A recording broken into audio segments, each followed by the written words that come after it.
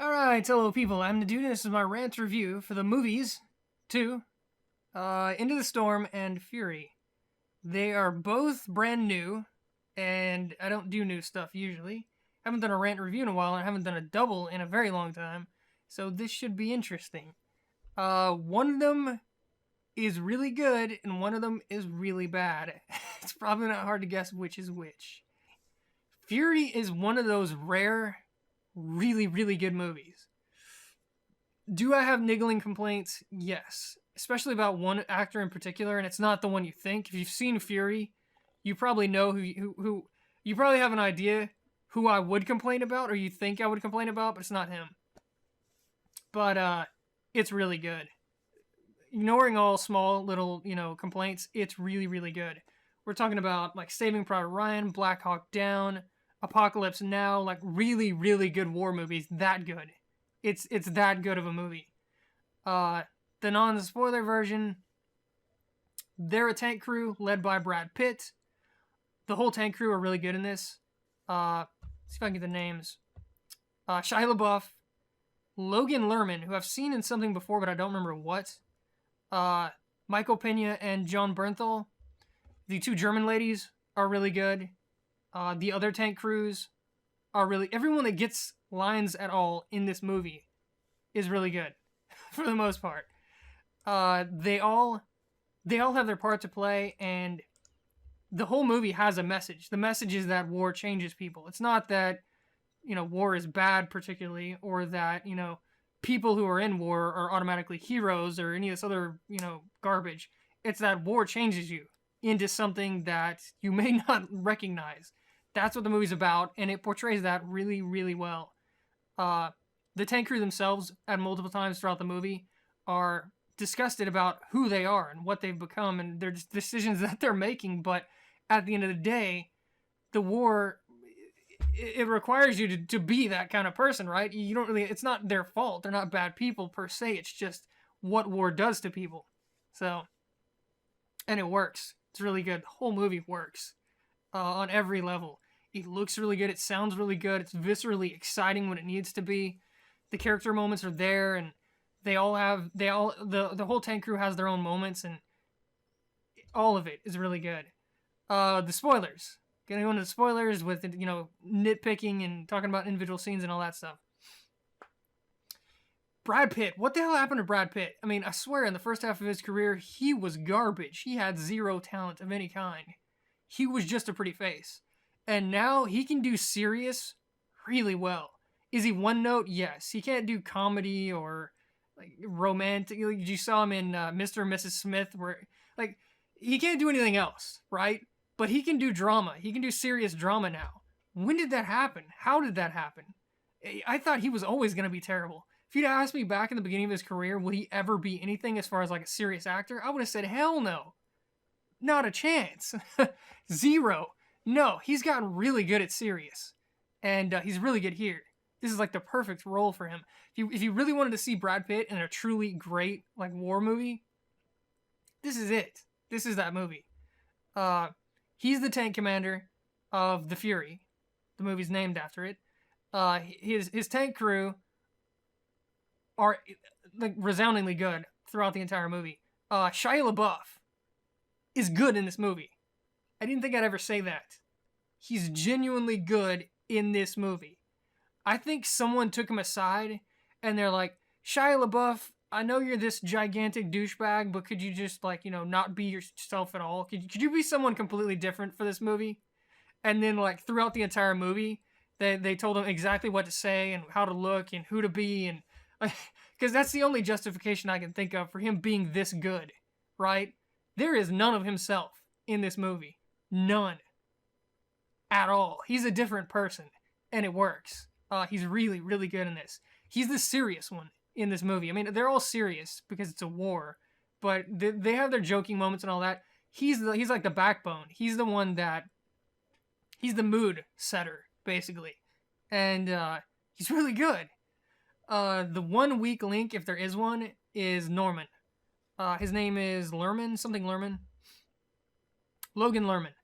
He's our de facto, the person that we're our proxy, the person that we're watching the movie as, right? He's the one that we're supposed to be going along this journey with. Uh, he's our representative in the movie. And there are times where he just doesn't sell the scene. He should be. He has every reason to be. He's in an amazing movie and he's just not selling the scene. The first time he breaks down in the tank, it's pretty bad. The scene where the two German ladies, they get to meet them and they have this really interesting scene where it's going out of its way to prove that they aren't who they think they are anymore, right? They're completely different than anything they were before the war. They are completely different people. And the kid who's new, Logan, Norman, his name's Norman in the movie, he's the new, recruit or whatever to the tank crew. And he gets to meet the young girl and they kind of have a thing. And then immediately afterwards, the Germans start bombing the town and she gets killed. He finds her trapped under rubble, crushed and dead, right? And it should have been an amazing part of the movie. And it still works because of the other characters. But I swear, Logan Lerman is doing everything in his power to just look out of place in this movie. He is. He's the only negative out of this entire movie that I can levy against it. Is he terrible? No. He's just not good. And in a movie like this where everyone is it's amazing. Everything is amazing about this movie other than him. He's a massive sore thumb. He really is. At the very end of the movie, in the last scene, where... Okay, so let's just set up the last scene of the movie, right? They're in their tank. They run over a mine. Their tank treads come off. Their tank is stuck. Norman runs off to scout. He's out to, keep an eye out while they try and fix the tank. He sees this, SS battalion or brigade or whatever. He says something 200 to 300 men strong coming at them. And they have to make a decision. Are they going to stay and fight? Or are they going to run? If they run, this SS battalion is going to have free reign to attack this supply depot, which is filled with, medics and non-military personnel and supplies and all this stuff, and that's bad. So, you know what they're going to do. In reality, if this was real, they probably would have run, because the odds are just so ridiculous that it's a suicide mission. Are there some people on this planet that would take that on? That would basically guarantee their own death to save the supply depot and all the people in it? Sure, but most people, no. They're going to run. they're going to take that moment to tuck their tail between their legs and hike it as fast as possible. But no, of course they do the heroic thing. Kind of flies in the face of the movie in that they're not, the whole movie is about them not being heroes, or at least not the classical sense of heroes. They're not John Wayne. That's for damn sure. But they decide to stick it out and stick together and fight. It's extremely good. The SS guys, they kind of ambush them. The SS walk up on top of the tank because they think it's destroyed, because the tracks are off, and they set fires all around it, and they make it look like it's been destroyed. So they get the ambush off, kill a whole mess of them, and then it's just a slugfest for what seems like 30 minutes. Just this really long, protracted battle with them in the tank and the SS all surrounding them, trying to take them out. And one by one, they all drop, the tank crew. The first one is Bernthal. He takes, they shoot looks like a Panzerfaust into the side of the tank. It goes right through the hole and hits him directly and kills him. Not as big a moment as you'd think. They make much bigger deal about the guy you don't see at the beginning of the movie, the first guy that dies. Norman takes his place. That's why Norman is on the tank crew. They're old, what do they call him? The secondary driver or the co-pilot or whatever. He got killed before the movie started. But they made a huge deal out of that. And when Bernthal goes down, I think it's just that they have to deal with the fighting, right? They're surrounded, so they just kind of gloss over it. Pena jumps on some grenades, a couple of grenades to save the rest of the crew. That was a really good moment because you do get to see the look on their face when it happens. I think it's Norman, one of his few shining moments throughout the movie, where he you see the look on his face and it's like he understands, right? Not that they're in trouble or not that they're not going to make it or any of that. He understands them, the crew themselves, and how they're together, right? How they've survived this long, that kind of thing. And then probably the best death scene in the entire movie was Shia LaBeouf, ironically enough. I still hate him. I still hate Shia LaBeouf with a passion, but I don't hate him in this movie. So I don't hate his character in this movie, but he like straight up hero style. He jumps out of the tank to go and like scavenge for weapons because they're running out of ammo at this point, and there's still a ton of SS left. There's still a ton of Nazis surrounding them, and they're running out of ammo. So Brad Pitt jumps out and mans the 50 cal, which is completely unprotected. It's on the top of the tank. And then Shia LaBeouf jumps out and like he's crawling around in the mud trying to grab like weapons. In the process, he gets in a fight with this guy and barely makes it back to the tank.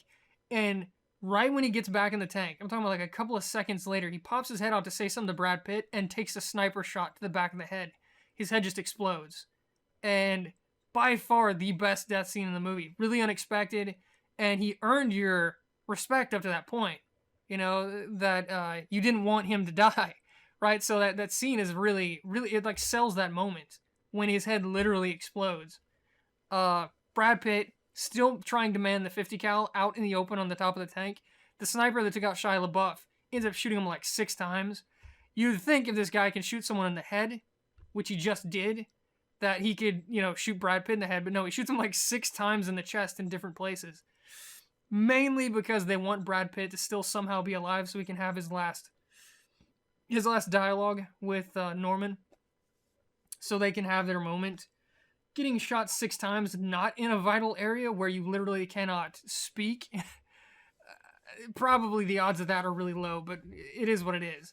And he crawls back into the tank, and Norman has this moment where he wants to run, and Brad Pitt is like, no, they'll torture you, and then they'll kill you. Or no, sorry, he wants to surrender. He wants to surrender to the Nazis. He's like, no, they'll torture you, and they'll kill you. And he's like, well, what do I do? And Brad Pitt, he like tells him that there's this hatch at the bottom of the tank. So Norman crawls through the hatch, buries himself in mud. And I swear they ripped this scene right out of Saving Private Ryan. If you haven't seen that movie, there's something wrong with you. But in that movie, the new guy, again, the new guy is afraid in that movie as well. And he doesn't want to fight. And one of the Nazis sees him, and instead of shooting him because he sees how he's afraid, he just walks past him, right? He just keeps going. And that ends up causing the death of 2 of their friends because he does that. But in this case, the Nazi flashes his light under the tank, you know, to see if there's anyone under there. He sees him. You can tell he sees him. And Norman puts his hands up, and then the Nazi just leaves. He just leaves him there. It's literally the exact same scene. But for better or worse, that's the end of the movie. Norman, he's rescued from under the tank by the other, you know, fellow military guys who show up, and they kind of put him on this stretcher thing. I think it's on like a Jeep or something, and that's the end of the movie. In most of these war movies, they relish the fact that they can show you the aftermath, right? After the end of the movie. Like the people's families, or how they were remembered, or the impact that they had, or all of that stuff. You see none of that here. I'm not saying the movie is worse for it, because it's not really what the movie's about. It's not about their memory or how heroic they are or all that. Like I said earlier, it's about what war does to people. And you didn't need to see the aftermath to know that. The movie showed you that during the fighting. So it didn't necessarily need it, but it is a gaping omission here when you see it in every other war movie. I mean, all of them. I mean, there is nothing. There is nothing after that. After that fight on the tank, they literally just show up, pull them out from under the tank, and that's it. So, but still, really good movie. Everything about it. I can't say enough good things about Fury. Brad Pitt, all the actors are really good except for Logan. But even him, like I said, even with the nitpicks, he wasn't terrible. I've seen much worse acting than that. He just wasn't selling the scenes. He wasn't amazing. He was passable. In a movie full of greatness, he was passable. And that in and of itself is kind of a crime. But it is what it is. Highly, highly recommend Fury. Especially like war movies. Really, really good.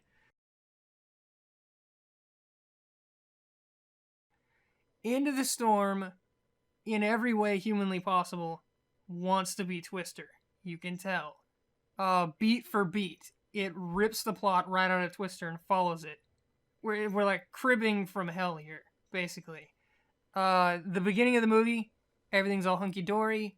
Storm chaser people show up, the tornadoes hit, they wreck the city, the devastation, tornadoes are bad. The storm chasers get caught up in things and have to run away from the storm. And then there's a big, climactic, massive tornado that like passes over them, and they get stuck in the eye of the storm, and it's all ooh ah, and like the whole movie is them, either trying to catch up to the tornado or run away from the tornado, one of the two.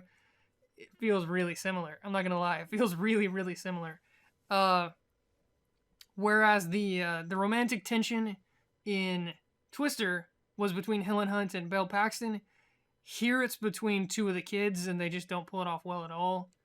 They do have their moments where they're trapped and, they're together, and it kind of brings them together, but the movie doesn't really, there's no payoff for it, right? I mean, it's just that one scene. That's really it.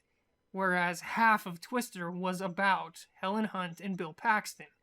At the very end of the movie, after they're through that traumatic scene where they almost get sucked up into the tornado, they have to like tie themselves to that pipe or whatever, they come together at the end of the movie, right? That's the payoff. There is none of that here.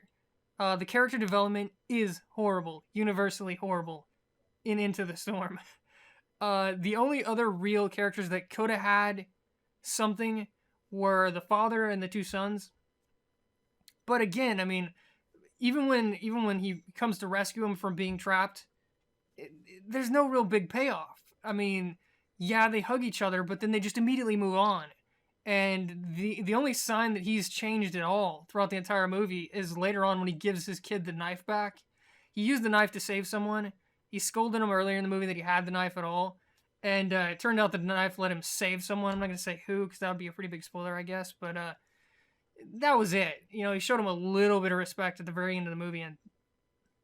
And the dad was terrible, by the way.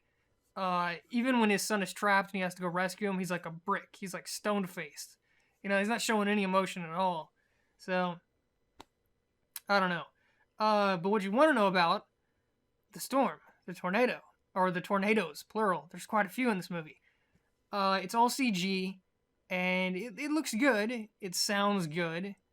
It's unrealistic as all hell, but then so was Twister. You see scenes where the people, it appears that they're within feet of the tornado. We're talking about, like, I don't know, 30 feet, 20, 30 feet of the tornado. And then you'll see a scene later where a guy's within like 20, 30 feet of the tornado and he immediately gets sucked up. So, I mean, there's no continuity here. There's no sense of realism of any kind. But, there is a big, massive tornado for the climax, and it does stomp its way around, and it is blowing things up, and it's sucking, air, like Boeing jets up into it and flinging them around, and it looks good. It's really visceral. When the storm is the star of the show, it is really visceral, although unrealistic.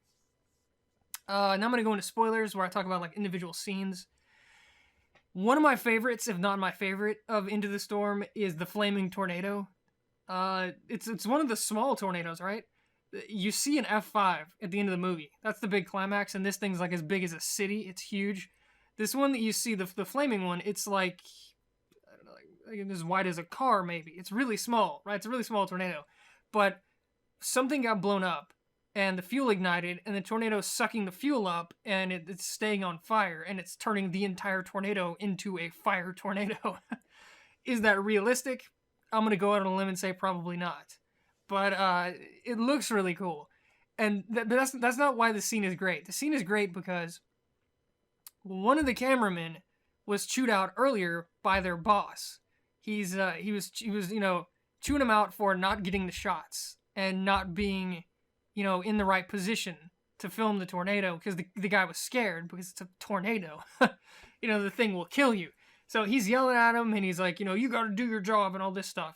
And he chews him out. So the guy walks up to this flaming tornado within what appears to be like 10 feet of the tornado, like 10, 20 feet of the tornado.